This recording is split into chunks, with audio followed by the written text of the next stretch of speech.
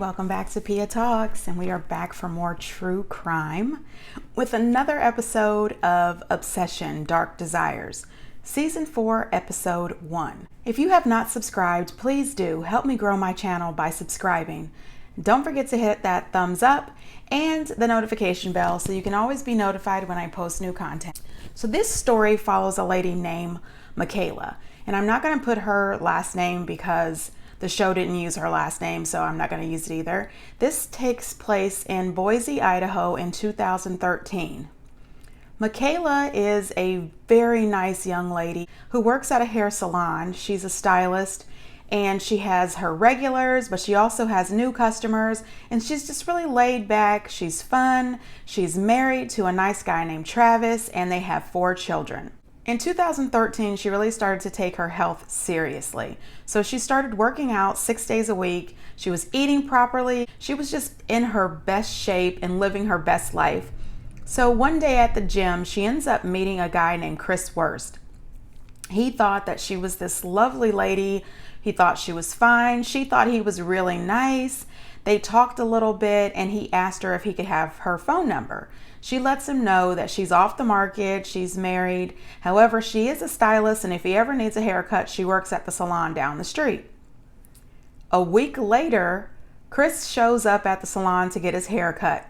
They have small talk. You know how it is when you go to the salon. You talk to your stylist. Sometimes your stylist turns into your therapist, and you start to tell him or her everything you know about each other.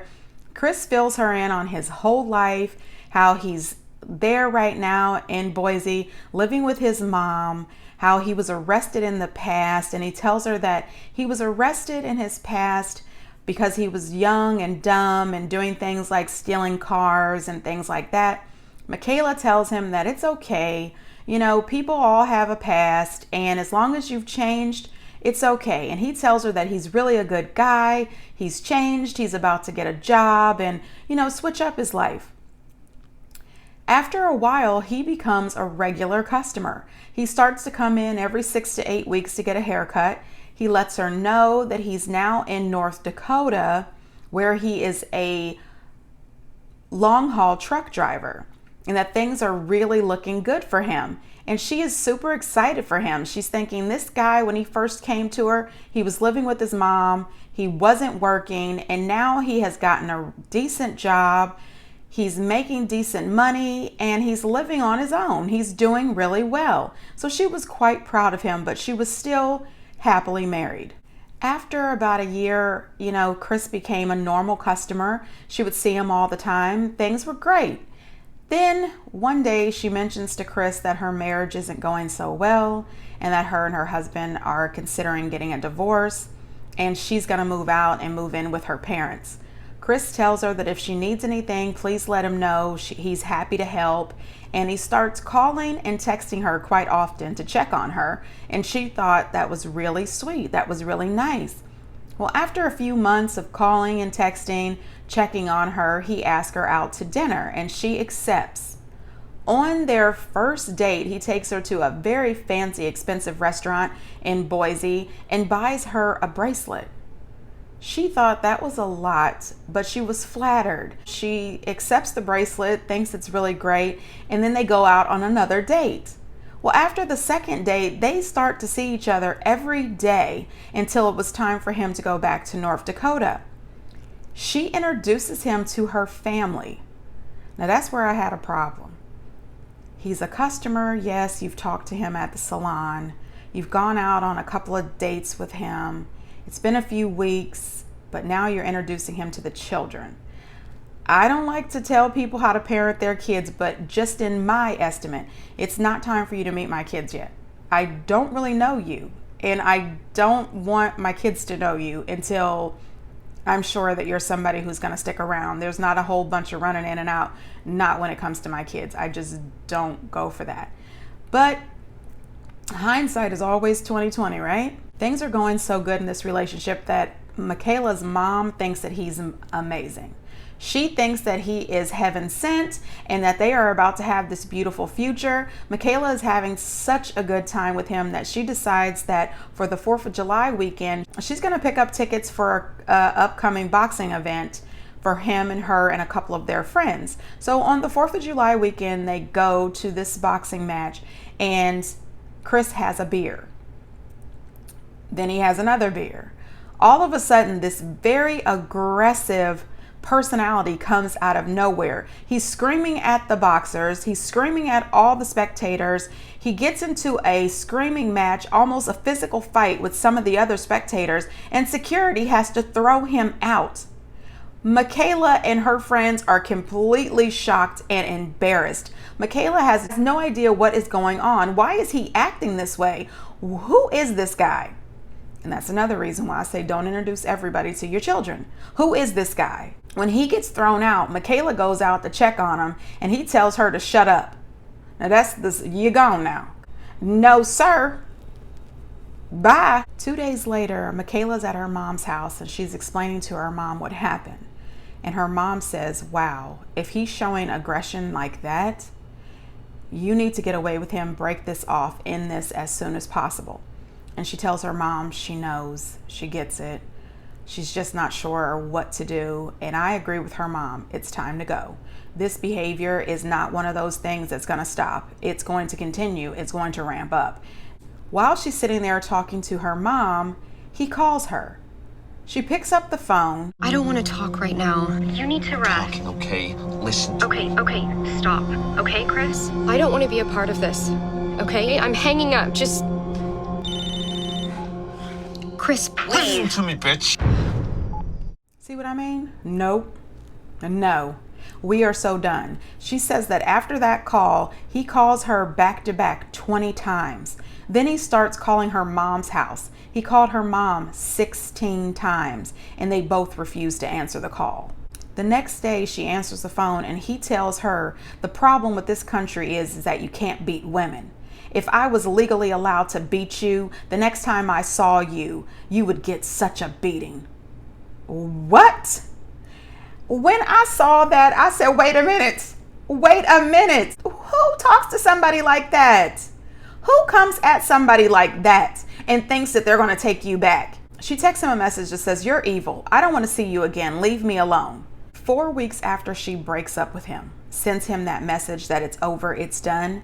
She works late one evening, and she walks up to her door, and this dude is right behind her. She's like, dude, you gotta go. Goodbye. And he's giving that song and dance. Oh, but I love you. Oh, but I'm sorry. Oh my gosh, can we just get back together? You have to forgive me. It wasn't really me. I'm really sorry. Nope. She told him absolutely not. And she gets in her door as fast as she can and slams the door, which is the right thing to do. She should have also called the cops and said she had a trespasser. You don't just show up here thinking that you're about to make up for that. No, you crossed the line too many times. The next day, he shows up at the salon, asking her to come outside and talk to him, screaming and yelling at her that she's going to talk to him. Don't you dare run from me, Michaela, in front of all of her customers and other stylists in the salon. I couldn't imagine.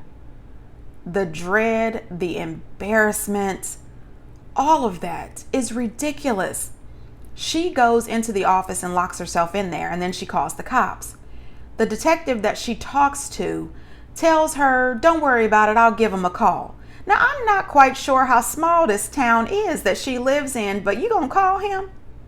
What? Where do they do that? Why would you not come out, send a cop out here to the salon to get him? Why is he not being arrested or ticketed for trespassing, menacing, or something? Why in the world are you going to give him a call to say what? Chris, don't come back to the salon again, okay? So while he's out there banging on the door and screaming at Michaela, one of the other stylists tells him he's got to go, or she's going to call the cops as well. He shoulder bumps her and leaves. I cannot believe this. The cops have truly failed Michaela. Finally, Michaela is devastated. She feels like this is all her fault. If she had not gone out on a date with him, this would never be happening. She thought he was this sweet, vulnerable, nice man, and now she's turned out to find out that something is quite wrong with Chris. 7 weeks after the breakup, she goes down to the courthouse to see if she can file a protective order against him. She lets them know about all the text messages, the phone calls, showing up at her job, and they give her a big stack of papers to fill out and ask her to go over the page with all the criteria of getting a protection order. And the lady pretty much tells Michaela, if you don't meet all of these criteria, you're wasting our time. You're not going to get a protection order. So Michaela takes the form and leaves because she knows that they're not going to give her the restraining order because she doesn't meet the full criteria. She had to have known him for a certain amount of time as far as dating. They had to be dating for a certain amount of time, and they had not been dating that full length of time. And there was a couple of other items that he didn't meet. That's sad. It really is. With Chris just popping up and sending her all those text messages and voicemails and phone calls, Michaela asked her husband, Travis, if her and the kids can just come back. And he says yes, and he'll sleep on the couch. He's definitely not going to let anything happen to his wife and children. So he tells her, sure, you can move back in, but what's happening with you? So she finally tells him what's going on. And she says that she didn't want to tell him because she was truly embarrassed. But I don't think she should have to be embarrassed for telling him what's happening. They were separated and living in different residences when she started dating him. She was just pretty much embarrassed that she actually was attracted to this guy and brought him into their family and life. It turns out that he was totally watching her and found out that Travis was back. I can't believe you're back there with him. You're a liar. And you're gonna regret it. No. He has got to go.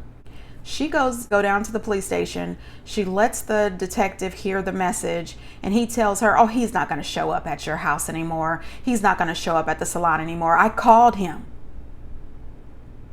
So what? How about you arrest him? He says, I called him and I told him, if he shows up back at your house or salon, I'm going to arrest him. He's not going to do it. He's not going to do it. He's definitely not going to cross that line. By the way, if he happens to show up at the salon or at your house, just call us and take a picture for proof. She says, I just showed you all these text messages, phone call logs, and let you listen to these voicemails. Hundreds of them. Isn't that enough proof? No, he's got to get pictures of him on the premises. I have never heard such ever in my life. This was 2013. We have stalking laws. What the hell was happening down there in Boise? She goes out on her social media and finds a post where Chris has posted that says, Malika is a whore. She's gone back to her husband for his wallet. That totally shocked the hell out of her. While she's sitting at work looking at these posts, this dude walks into the salon. She is the only one in there at the time. She is freaked out. She is scared. She says there's nobody there to call 911. He is begging her to talk to him and getting closer and closer to her. And then she pulls out her cell phone and starts snapping pictures. And he starts to say, you can't take pictures of me. You can't take pictures of me. And he backs up and runs the hell out of the salon. Then he leaves her a voicemail later that day. I'm gonna come for him. Then I'm gonna come for you. And I'm gonna kill you. Nope. Something has to be done about this guy, and fast. Now it's been 12 weeks since the breakup. Michaela goes back to the police and tells them that she needs this restraining order. She needs this order of protection. She has the photo, she has all the text messages, the phone call logs, and all the voicemails. Finally, she meets all the criteria, and they fill out all the forms for the protection order, and then they ask her for his address. She tells them, I don't know his address. I didn't date him long enough to go to his house. I don't know where he lives. Can't you guys look it up? Can't you pull up his police record or something and find his address, run his social security number, do something? And they tell her no. They will not be able to file any restraining or protection order until she can deliver his address. Does this make sense to anybody else? Do any of you work for the police department or the courts? Why would she have to track down this man's address? Anyway, that's how it went. A few weeks later, she's at her house. Her husband is there, and he's in the kitchen washing dishes. He looks up for a second out of the kitchen window, and Chris is standing in the yard looking back at him. Can you imagine? I mean, really, can you imagine? You are just lolly-da, let me get these pots and pans. And then you look up and somebody is staring at you through your window. Oh, hell no. Travis grabbed his gun and ran out in the yard because Travis was about to put in some work. He said, Chris, I've had it. But Chris had already gone. I mean, are you kidding me? That tells you right there, if all the calls, all the messages, all the pop-ups didn't already say dude is crazy, that says dude is crazy and he has crossed into a whole nother dimension of crazy. Run for your lives. I mean, what the hell? That family lived in total fear. Michaela said every night they would jump at any sounds, any creaks, any noise. Her and her husband were completely shook, and so were the children. Her husband was actually still sleeping on the couch, but he was keeping a gun close by, which is so dangerous, especially when you have smaller children in the house. That would have really just been so much. I probably would not have been able to even concentrate at work. I would have been crying a lot. That's a lot Michaela and her family went through. 14 weeks since the breakup. Michaela is at the shop. She's working the 9 to 7 shift. She has a full schedule for that day. She's on her third client of the day, which is a teenager who is so excited about being there because this is going to be her first time getting her hair colored. And this is also the first time Michaela has ever seen this little girl. So she wants to do a great job. She wants the little girl to feel safe and, you know, to have a really great salon experience. In the middle of doing her consultation with the kid, she turns around and Chris is standing right behind her, right next to her. She's like, oh, damn. And one of the ladies who work at the salon, Maggie, her husband, Tom, happens to be there because he comes in from time to time to fix things around the place. She says with a smile on her face, hey, Tom, can you come help me? Because she doesn't want to scare this kid. You know how us moms are. You know, we'll do everything we can to protect the children. So Tom comes out. Outside. And I didn't hear the door open. I didn't even realize that he was in the shop. I wasn't sure what he was gonna do. And there was a part of me that was like, is he gonna shoot up the salon? You need to leave. What is he gonna do? Outside. I came to see Michaela. What? I mean, I'm here to talk to Michaela. No, you're not. Michaela has already told you 14 weeks ago that she is not interested. You are nuts. Let it go. We're done. Leave us alone. Stop coming here to this salon. Michaela runs off to the office and locks herself in there. While she's in there, shaken, scared, nervous, embarrassed, she's thinking to herself, how can she get this man's address? Then all of a sudden it pops in her head. His mom gets her hair done there too. And every time she gets her hair done, she writes them a check. And he's living with his mom whenever he's there. So she gets out the old checks, gets his address, and she calls that detective, that piece of crap detective. She gives the detective the address thinking that he's going to go ahead and put out the protection order and arrest him. By the time her shift is over at 7 o'clock for some unknown reason, Michaela believes that he must be arrested by now. I don't know why she thinks that the law enforcement works that fast. Just because you gave them the address at about 1 o'clock in the afternoon does not mean by 7 o'clock when you get off work, he's arrested.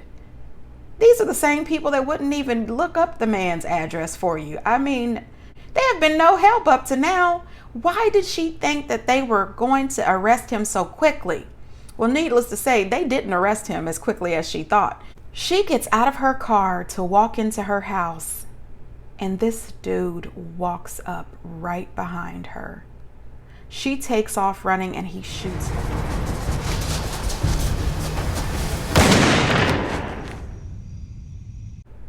She falls to the ground and she thinks that she is absolutely dying. She cannot move at all. Her mom is in the house and she hears the shots. She runs out, and the only thing that Michaela can think is, I got to protect my mom and I have to protect my family. He could still be out here. So while her mom's trying to help her, she's screaming at her mom to go back in the house, go back in the house. He could still be out here and shoot you. Her mom refuses to go, which is what we moms do. We're not going to leave you. To hell with that. So her mom calls 911. The police show up and they arrest him right in her neighborhood still. He was just sitting in his car. This dude is crazy. And that past that he was telling her about, stealing cars and things like that, no, that past was doing the same thing to other ex-girlfriends. The same thing. But he had gotten away with it so often. In May of 2016, Christopher Worth pled guilty to felony charges of aggravated assault, stalking. He was sentenced to 30 years in prison. He absolutely needs to serve every last one of those 30 years. Every last one of those 30 years. This woman had to relearn how to walk again. She says that she can run again, but she can't run as fast. But she's just blessed and happy to be alive. She said that when she sat down with the prosecutor's office to talk about her case, the prosecutor says, you know you should be dead now, right? She said, most of these cases that I have, the victims are dead. Her doctor told her that if that bullet had hit her just a few centimeters to the left, she would not have made it. Wow. She is absolutely blessed to be alive. I mean, I can't imagine. We have got to be safe out here, men and women. You know, men stalk, but so do women. So both men and women need to be on the lookout. You never know when you're going to be one nice smile away from crazy. People like Chris, they are out there and we have to protect ourselves. I'm just happy that she made it. Her and her husband decided to stay together. They are a happy family. And she says they live positive lives and she is just happy to be alive. So that's the best thing about this story. She lived, they're happy, they're good. And until next time, bye.